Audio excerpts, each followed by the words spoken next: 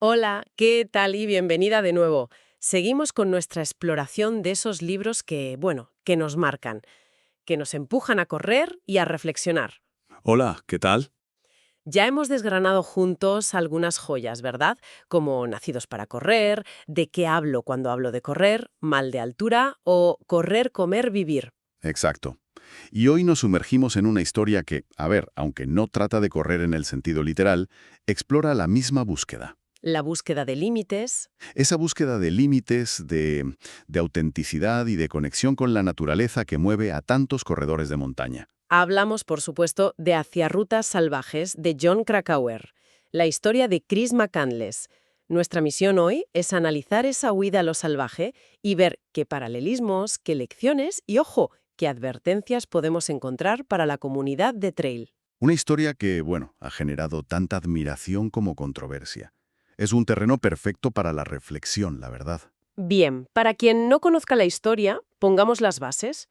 Chris McCandless, un chaval brillante de una familia acomodada, Sí. termina sus estudios y, en lugar de empezar una carrera convencional, dona todos sus ahorros, abandona su coche y ¡puf! Desaparece. Se lanza a un viaje de 2 años por Norteamérica. Con el objetivo final de vivir solo en las tierras salvajes de Alaska. Exacto. Y es crucial entender que su viaje no era una simple aventura, ¿eh? Era un acto de rebelión muy profundo. ¿Qué había detrás? Pues las fuentes revelan que fue un viaje motivado por el descubrimiento de una doble vida de su padre.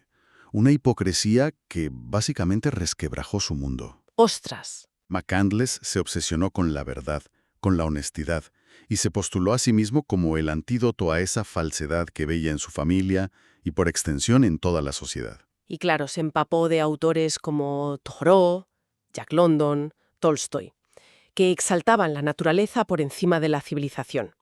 Buscaba una especie de pureza, de verdad fundamental, lejos del ruido del mundo moderno. Esa búsqueda de la única verdad o el único camino es, bueno, es muy característica de una mente obsesiva. Sus ideales eran tan elevados que se volvieron casi inalcanzables. Y el silencio hacia su familia.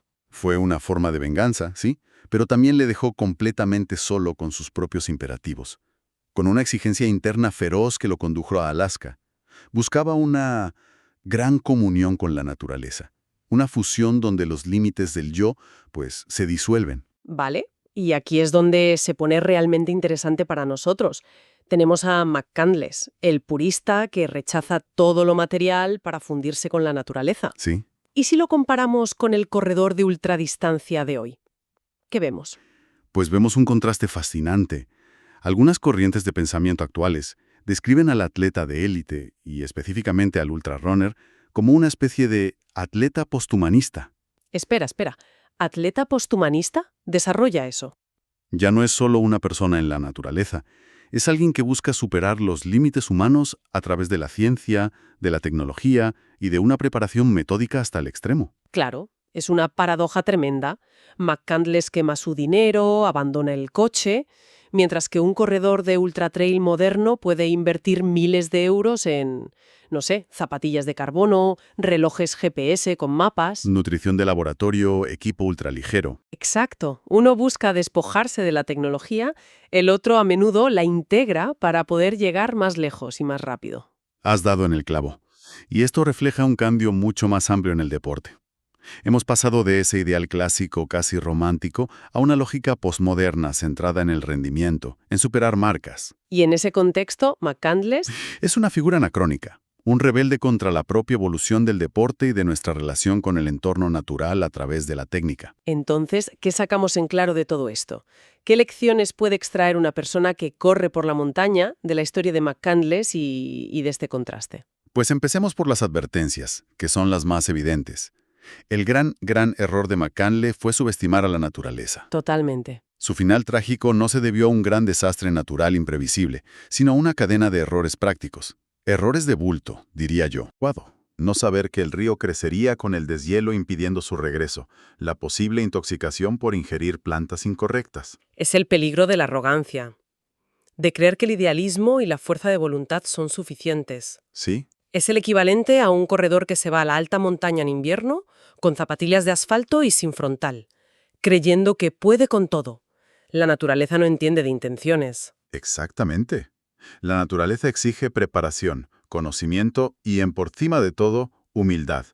Y ese es un aprendizaje crucial. Pero por otro lado, su historia inspira a muchísima gente.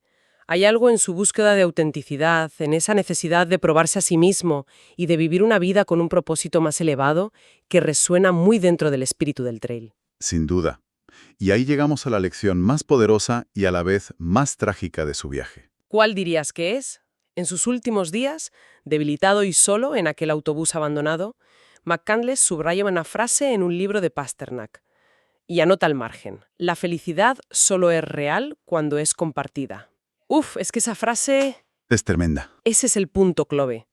Tras 2 años huyendo de las relaciones humanas para encontrarse a sí mismo en la soledad de la naturaleza, descubre que el sentido último está en la conexión con los demás. Es algo que en la comunidad de corredores se vive, bueno, de una forma muy intensa.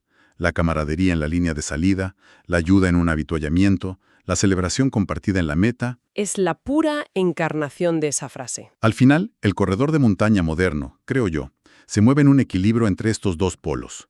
Usa la tecnología para explorar sus límites de forma segura, sí, Claro. pero la motivación profunda suele ser esa búsqueda interna y personal que movía a McCandless. Busca esa gran comunión, pero ha aprendido que para que sea plena debe poder volver para compartirla. Es una historia compleja. McCandless se adentró en lo salvaje para huir de una sociedad que consideraba falsa. Y acabó descubriendo que su humanidad dependía precisamente de los lazos con otras personas. Una ironía brutal. Lo que nos deja una pregunta para reflexionar en nuestra próxima salida a la montaña.